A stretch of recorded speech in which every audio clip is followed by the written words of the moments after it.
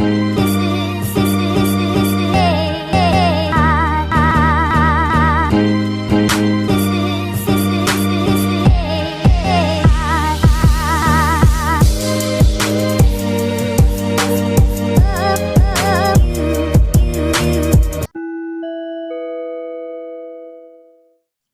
everyone. Welcome back to another episode of Independent Thought. My name is Desmond Price. For all of my returning listeners, welcome back to Independent Thought. For my new listeners, thank you so much for joining us today. If this is your first time listening to one of my episodes, just know that my episodes are broken into two different parts. This first segment and the second segment. My second segment will be a different conversation than this initial one, so don't be alarmed when you come back from the break and there is a brand new conversation with my guest for the week. Now, let us jump right into this topic. Today, we are talking about geothermal energy, and our sources for today's episode are CNBC, ARPA-E, the BBC, the Energy Information Administration, and the U.S. Department of Energy. So, why talk about geothermal energy? So, a few months back, I did an episode on seaweed farms. I had a lot of people reach out to me and say how much they liked that episode, talked about how it was interesting to hear about something that was so underutilized that could be very impactful for our planet and for our economy. I personally love doing the episode. I wanted to do something similar in the future. I came across this topic, and while it wasn't quite as cool as seaweed farms, I feel like it's within the same category. So let's talk about it a little bit. Climate change is happening all over the world. I don't need to tell you that. You know that. We all know that. Heat waves all over the place, droughts happening, floods are happening. Where I live at in the Pacific Northwest, I've been breathing in wildfire smoke almost every single day for a month and a half straight. It's disgusting. And currently, as of today, and I'm going to say this a lot because I've been saying a lot on my Instagram, the Biden administration has not proposed anything for climate legislation. Nothing. Zero. Zilch. Nada. Nothing. So we need to figure out what we're going to do about climate change. So let's start with something that is being used, but not being completely utilized. So what is geothermal energy? In short, it is generating electricity that comes out of the heat from the earth. Most notably, where we see this at here currently, as of today, is being done next to geysers and other places where hot steam will pour up from the earth. That steam is taken and put through a turbine, which then generates electricity. And so basically how this works as of today for most geothermal plants that use this more traditional fashion, and we'll get into some other ways that you can generate geothermal energy later on down the episode. But the traditional way that it's done is that where this steam is coming up from the earth, there are pipes that are trying to capture it. And now a lot of these are happening not just next to geysers, but there are some who will use existing holes that have been drilled for oil and gas and just using those holes to also, again, trap steam that is coming up from the earth and using that to put through a turbine to generate electricity, and in some cases, just using it directly as a heating source as well.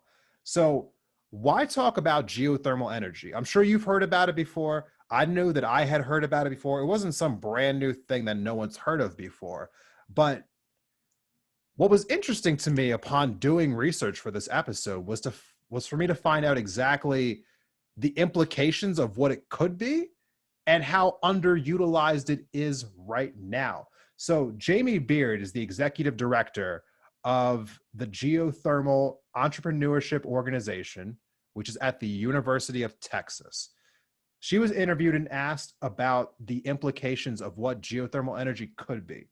She said, "The Earth's heat content is more than we could use in the entire arc of our civilization, thousands of times over." Another way to think about it is that if we were to tap into 0.1% of the Earth's total heat content, we as a human species could meet our entire planetary energy needs for 2 million years. Let me say that again. We could, if we tapped into 0.1% of the Earth's total heat content, meet our entire planetary energy needs for 2 million years. 2 million years? Let's just speak about that plainly. If we were to use geothermal energy at the scale that would be necessary, we could solve the energy crisis completely. There'd be no need for any other energy source. It could be the only energy source. Now, there are some things kind of in the way of us getting to that point, and I'll talk about that in a little bit further in the episode as well.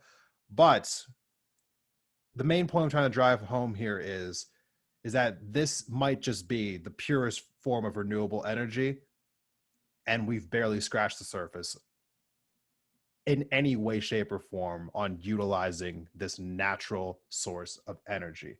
So, are we using it right now? That's the next question. Does the US use geothermal at all? So I dug up our current electrical breakdown. If you were to look at the electricity that's being used in America right now, how is it generated? Where does it come from? So you'll not be surprised to know that 60% of all the electricity in America comes currently from fossil fuels. Not surprised, right? 20% comes from nuclear power. 19.6% comes from other renewable sources, wind, solar, hydroelectric, etc. 0.4% of our current electrical production comes from geothermal energy. And so let's ask the obvious question. Why are we not funding this?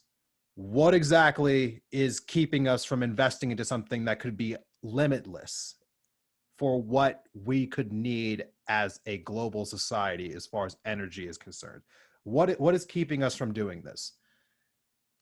I'm going to play a quick clip for you, which kind of goes into a little bit of the hiccups as to why we haven't been doing it just yet.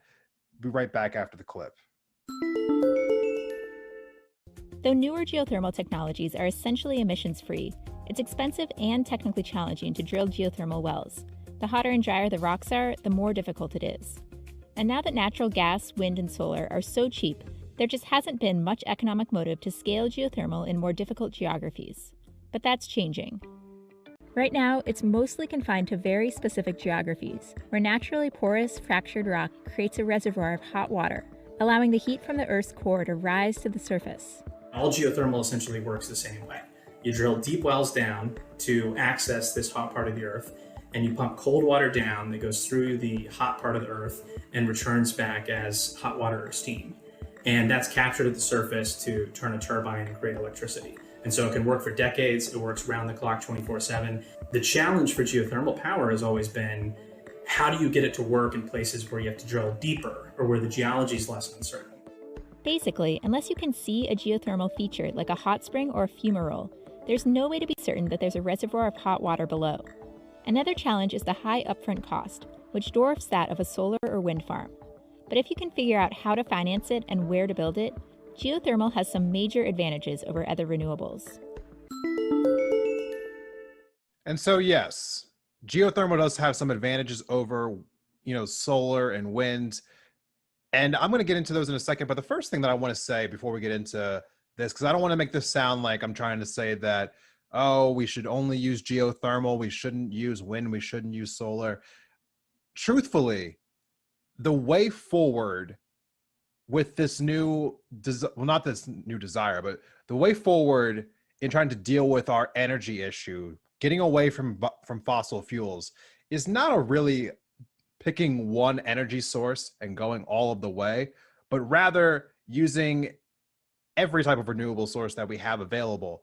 The purpose of this isn't really to say bad things about wind and solar, but rather to say that geothermal has massive, massive potential, and we should be putting as much of an investment, if not more, into it than other renewable energy sources. With that being said, one of the advantages that geothermal has over wind and solar is the fact that you can utilize this energy 24/7.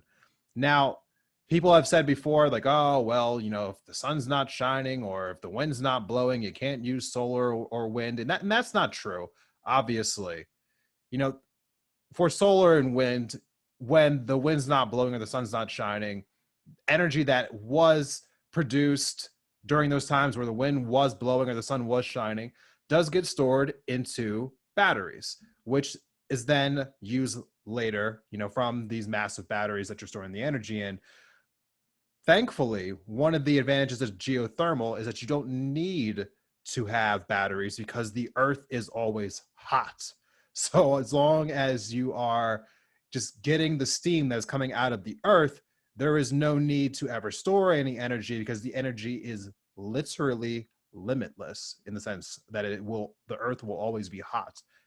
So unfortunately, there are not geysers all over the country. So there have been some drawbacks to geothermal in the past, which is why there are now people who are trying to implement new forms of technology in order to find ways to capturing steam from underneath the earth where there are not currently geysers and things like that and hot springs. Because as they were saying in the clip, if you don't see a geyser or a hot spring, it was kind of hard to know where to drill in order to utilize this steam that's coming up from the earth. And so one of the things that is being done now is a technology called EGS. And there's also another one called AGS, just for reference sakes. But this EGS one is where they drill a hole into the earth and they pump water down into the earth. And the water will split the hot rocks. And then afterwards, the steam gets sucked up by another pipe. And then again, you're generating electricity from the turbine that the steam is going up through. Now, just for reference sake, being fully transparent here, this is a form of fracking. But the difference between this form of fracking and what we're traditionally used to hearing about when it comes with natural gas or oil is that this form of fracking is a lot safer because, one, the byproduct is not fossil fuels. Two, the water that's being pumped in the earth is non-toxic, and so you're not going to have anything contaminating the earth itself. And also, three, when you're fracking for oil and for natural gas, you have to use a wastewater that gets dumped back into the earth. And when this wastewater goes back into the earth with fracking, that pressure underneath can cause seismic events. Now, this type of fracking doesn't use any wastewater, so there's almost no chance whatsoever. The chance is very minimal that this type of drilling would cause any kind of seismic event. So it's a much safer form of drilling. The US Department of Energy says that this EGS system, this way of utilizing geothermal energy, has the potential to power over 100 million homes in America. So the US Department of Energy is very aware of the potentials of geothermal energy, but again, the reasons why people aren't really investing in this, again, is because wind, solar, a lot cheaper, natural gas, a lot cheaper, oil, a lot cheaper. People are just not willing to invest in the infrastructure that's needed in order to get these geothermal plants basically off the ground, up and running. Now, with that all being said, other nations are investing into this. Kenya has been utilizing geothermal energy since the 1950s. The German state of Bavaria is investing, and they have plans to have 25% of all of their heat come from geothermal by 2050. Turkey has increased its capacity to harness geothermal energy by over 100 times over the last 10 years. And Iceland currently has 90% of all of their homes heated with geothermal energy, and 30% of all their electricity comes from geothermal as well. And now, while some nations are very much trying to invest in geothermal, there are other nations, again, who are not really investing in geothermal as much. And it's nations where, honestly, they should be. For instance, Indonesia. For reference sake, Indonesia is the fourth largest country in the world, right below America, actually. They are located on the equator, and they sit on top of a string of active volcanoes known as the Ring of Fire. If they were to utilize geothermal power, they would have the largest capability of harnessing geothermal power in the world, but they have not really made any true investment into it. And currently, most of their energy comes from coal. And so when we're talking about climate change, this is something that has to be addressed globally. I think most people kind of have an understanding of that. And while it's a little frustrating that certain other countries in the world aren't investing into it the way they need to, we kind of have to start somewhere. And so we start here with our home. And so I'm asking basically our country why we aren't investing in this more. And the economic reasons that are keeping private investors and our government from investing into geothermal, this is something that needs to change. We need to ask people to be investing into this more, because truthfully speaking, if geothermal was adequately funded, if it was adequately invested in, if the infrastructure was put into place, we could legitimately get off of fossil fuels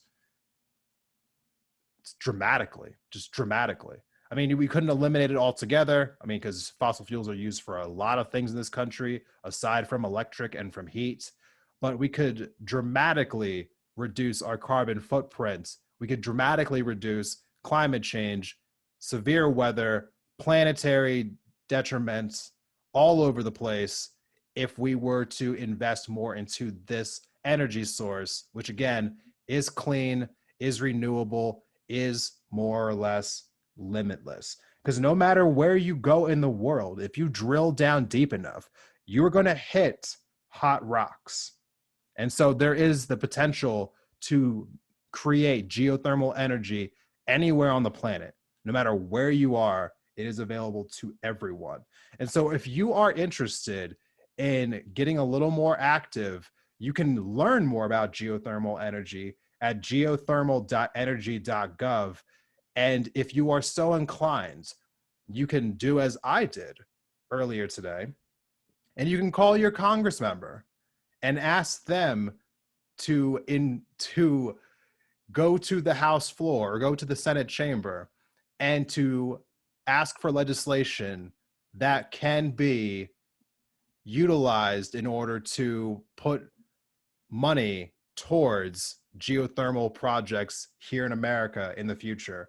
And if you want to make that call, that number is 202-224-3121.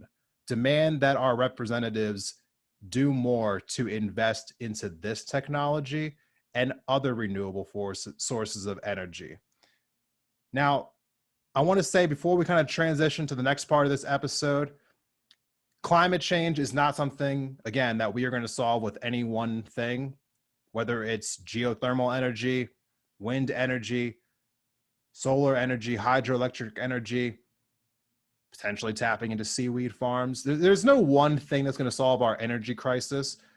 However, fossil fuels and deforestation and all of the terrible, just like fertilizers, synthetic fertilizers that we use. There's so many different things that are contributing to our planet becoming more and more unstable. We have to take more dramatic responses now. And so I hope that some of you will use some of those resources that I just provided. Call your member of Congress, do some extra reading on geothermal research. Don't let the stuff that I told you here in this episode be the only piece of information you learn about geothermal energy. Please go check some more out for yourself. And with that being said, we're going to take a quick break, but don't go anywhere. Make sure you check out this message from my sponsor. We'll be right back after the break with my guest for this week. Stay tuned.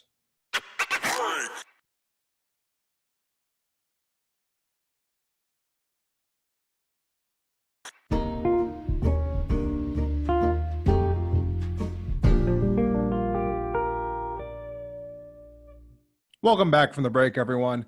Thank you for sticking with us through this episode of Independent Thought. I want to thank my guest, David, the host of the channel, Fresh Faces, New Ideas. This is something that I had not done previously, having somebody come on from the Twitch world. But I have to say, for those of you who have not been there before, I was always convinced that Twitch was nothing but watching people play video games, which hasn't really been something that I've ever been interested in. However, I realize that a lot of people are interested in it. But there are other things happening on Twitch, from what I came to realize as I kind of was like shedding my boomer shell a little bit and coming to the realization that there are lots of political debates that go on Twitch, and they're not, trolly or in the sense of, just a bunch of people more or less just saying a bunch of dumb things. There's actually very strong substantive takes that happen on there, very intelligent conversations, productive conversations. There are some who organize these panels who go out of their way to structure it so that there is a representation of conservatives and liberals, so that you are in real time hearing both sides of any given argument. It's a very interesting place to spend some time, and I recommend it. I also recommend checking out Fresh Faces, New Ideas. Again, the link for his Twitch channel is in the description, and you do not need a Twitch account to watch videos on Twitch. So feel free to check the link out, and you don't have to sign up if you don't like it. So there's really there should be no hesitation to go check it out. Now, with all that being said, if you are interested, again, in following me and my podcast, the best way that you can do that is by following me on Instagram at Independent Thought. You can check out my stories because that's where I post daily. It is the best place to keep up with the podcast. And if you are, again, one of those new people, this is your first time listening, please go ahead and subscribe if you liked the episode. The subscribe button or the follow button, depending on what platform you're on, should be right next to my logo. And if you really liked the episode, if you're thinking to yourself, oh, I'll give it a 5 out of a 5, feel free to share it on social media. Tag me if you feel so inclined. Definitely share this podcast. I really would appreciate it if you did that. It goes a long way into helping me reach a wider audience. So let's talk about what's coming up next. I am trying to do my best to craft some of my own debate panels here on Independent Thought. Last season, I briefly covered I shouldn't say I and 3 others covered the infrastructure package in its first draft form. And I thought that was a very good conversation between myself, Hunter, Carissa, and Lloyd.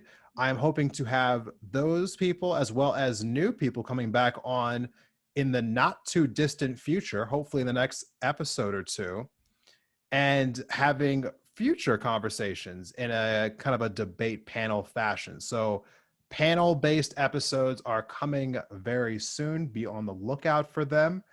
And in the meantime, please check out some of the older episodes, not just what I've done so far here in season 4, whether it be the episode about the Boy Scouts or the episode about critical race theory, or my most recent one, my interview with William Compton, who's running for the 2nd Congressional District of Kentucky, but also some episodes back in season 3. If you liked this episode and you have not already, go check out my seaweed farm episode back in season 3. That episode came out the last week of April of this year in 2021. So definitely go check that out.